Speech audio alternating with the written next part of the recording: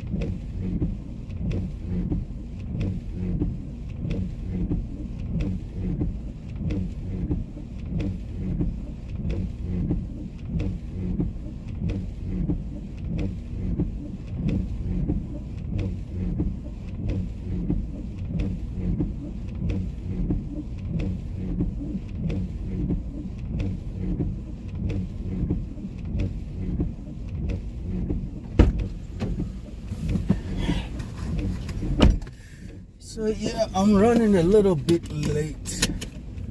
Slow this thing down. Yesterday I think I left around 6:22 after dropping him off here.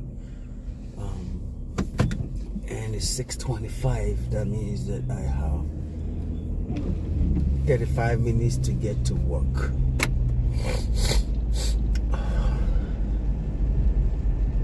Pardon my sinuses. I think for me it's all year round. There's congestion in my sinus every time.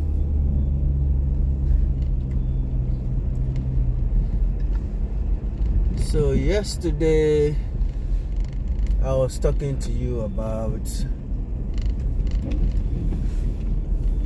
daylight savings and how now you start I start off the day and the skies are opening up, and I told you about how dangerous the sun is. Today it's raining. Hopefully it's a little cloudy, so the sun will not come out as it did yesterday. But yeah, what do we talk about on this journey with me to work? Right. Okay, so I got a couple of things that I really wanted to reach out to you with. To some people it's a no-go area, you know. But like I told you, everything is on the table, right?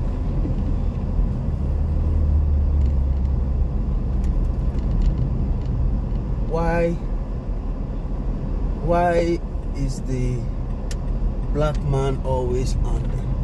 Why are all black nations after independence still struggling to provide citizens with the basic necessities of life? What has contributed to it? And like I tell you, on the layman's view, I'm not seeking to give you expert views on anything, right? It's the way they appeal to every layman. Because for every layman, it is not working, it's not working. You're not looking for economic indices, big economic permutations and stuff like that. Why this COVID here, external factors and all that stuff that they put out there. The fact is that I woke up, I did everything right, and I can put 3 square meal on the table for me and my family. The fact that big men, I mean not even big men, but people who have responsibilities to, and they get paid for it. You know, they get free housing, they get free transportation, just so you will not have to worry about anything but how to deliver, how to make things work. And yet they don't seem to be able to do that. But they are still being paid, they are still getting paid. You know, and on top of it, they are corrupt as hell. So they are not delivering. Right? So what has accounted for that? Why is it in particular affecting the black man? What is in the psyche? Why is that? That is something that continues to bother me. Because basically, like, when I drive through the streets of Accra and I see women with babies on their back hawking, that is not hustling. That is not hustling. The baby has no business being on the back of the mom in the scorching sun, hawking just so he can get something to feed. And what amazes me most is the fact that our leaders ply these roads, and yet they see these things. They see poverty right in the face of these people, and they don't seem to care. Nobody cares. They stretch their hands out and they give a token here and a token there, whereas they can change the fundamentals, the bedrock of the economy. They can deny themselves the selfish motive of, you know, taking all the money that is supposed to go to these people. And even when they come out as corruption crusaders, they are pretending, because I think it's innate in the average African to see someone worship them. You know, to see someone singing their praises, to see someone kneeling before them. That perhaps is where they see their importance. It is not coming in and making life better for the people, but always in the position of power, throwing the crumbs. And that is what breaks my heart when I look, when I see that. It's sad, you know, that it stares you straight in the face on the streets, on the roads. And basically their solution to that is to get a 4-wheel drive. Right? Can you imagine a country like Ghana where the president has all the privileges and yet does not pay taxes? Where does that happen? And you see executives in their offices enjoying freebies. And yet we claim to be the most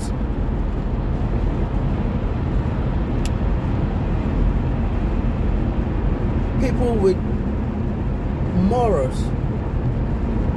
We go to church. You see church leaders preying on their followers and telling them you don't give. That is why you are in the state that you find yourself. And then they quote the widow's mite. I mean, it's heartbreaking, right? It is heartbreaking to see African leaders do that to people who elected them to that position. Where is our conscience?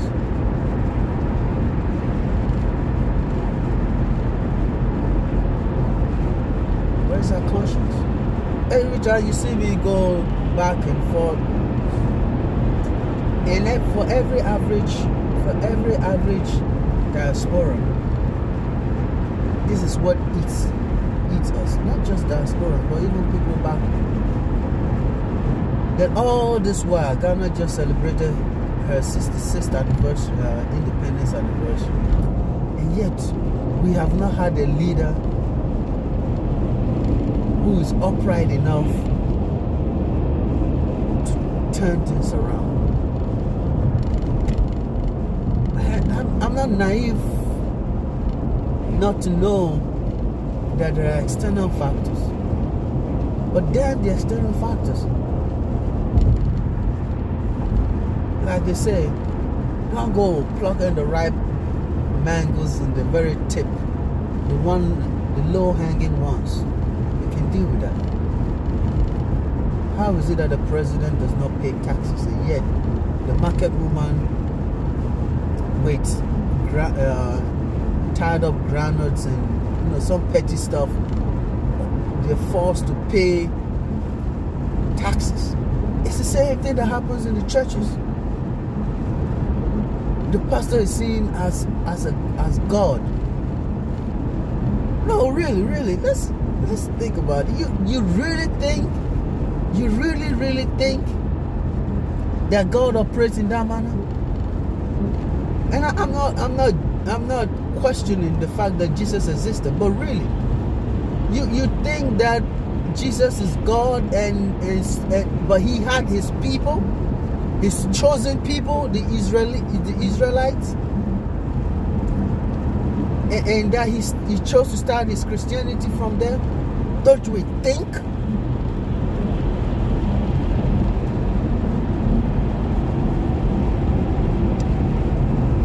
It's amazing. I mean, I like the principles for which he lived. And the greatest of them all is love your neighbor as yourself. Nothing beats that. Because if you love your neighbor as yourself, you will not put him in a state of deprivation, right? You will not steal from him, right? You will not harm him, right? That is the cardinal principle that cuts across everything.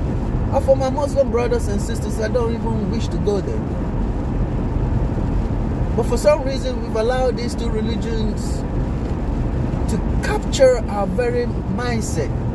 And it's the bane of our society. Because now we are looking at the hereafter.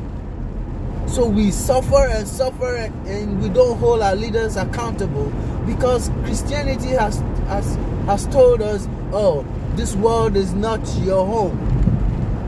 I mean, what could be stupider than that? So instead of us fighting the leaders, we are just resigning ourselves to fate and saying this world is not our own. Like I told you, that's the principle that I believe in. That's the principle that I believe in. Love your neighbor as yourself. It's my cardinal rule. My Nothing more, nothing less. You see, folks spend hours in the church. Monday, Tuesday, Wednesday, Thursday, Friday, Saturday, Sunday. Hoping for manna in heaven.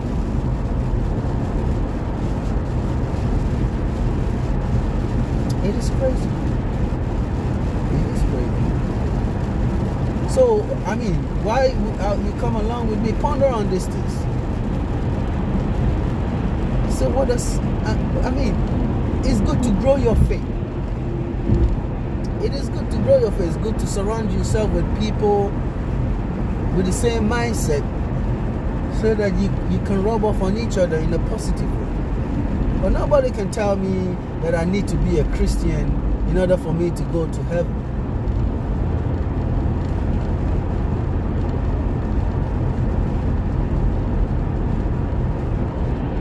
Each time I pick up these topics and I discuss them,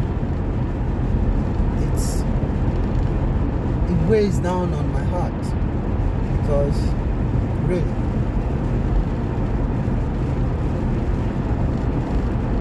it is the bane of our society.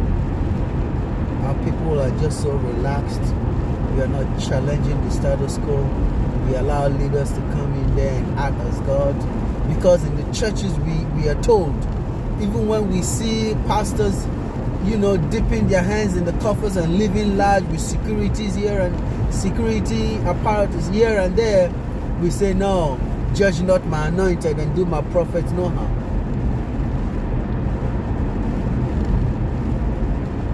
Leave them to God to judge. Really, when have you seen God come down to judge people?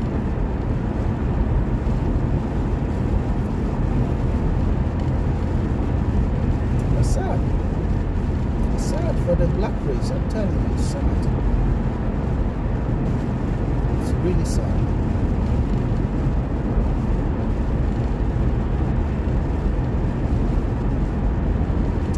Alright folks, I'll leave you here. Just enjoy the ride with me. Our last video that we posted did great. It's humble beginnings. We're almost hitting 100 views on that particular one. So please do me a favor. Like the video first and foremost. Subscribe, share, and hit the notification button. That way, each time we drop a new video, it will just be notified. Enjoy the ride with me. To work.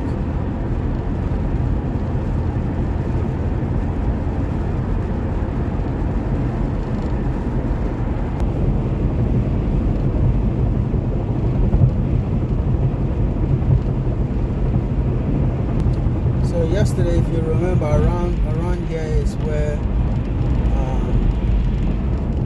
we had the accident due to the rising sun. Today it's cloudy, thank goodness. But yeah,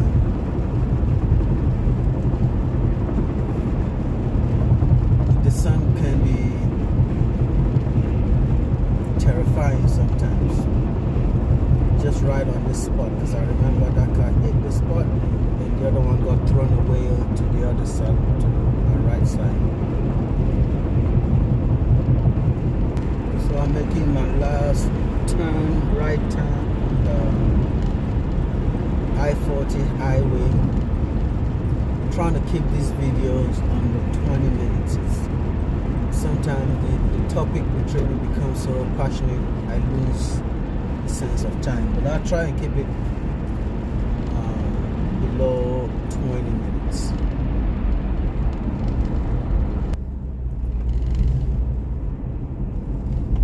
There you go.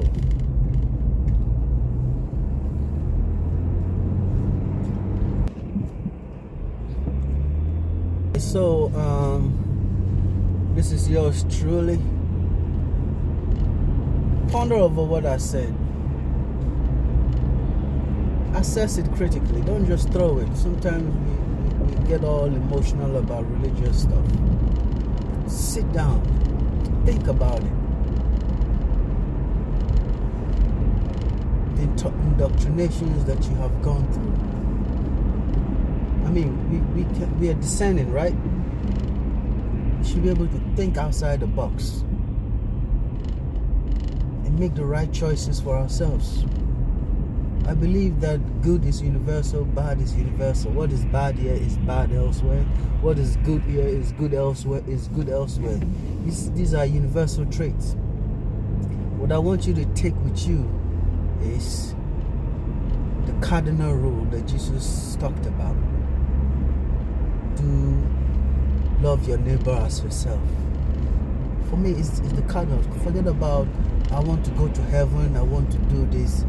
Just focus on that. That's all you need. You don't have to spend eternity in heaven. I mean, in the churches Monday through Tuesday, pray all your life and think that everything that happens has a spiritual aspect to it. Like just recently I heard there was some BRT and a train accident. People are attributing it to Tinubu and saying he's activated his occultic practices and therefore he wants blood. How long should we continue to think this way? How long? Really? If you want to be in the church, it's okay, go to church. But don't let the church consume you. At the end of the day, you have a family to feed. You have a life to live.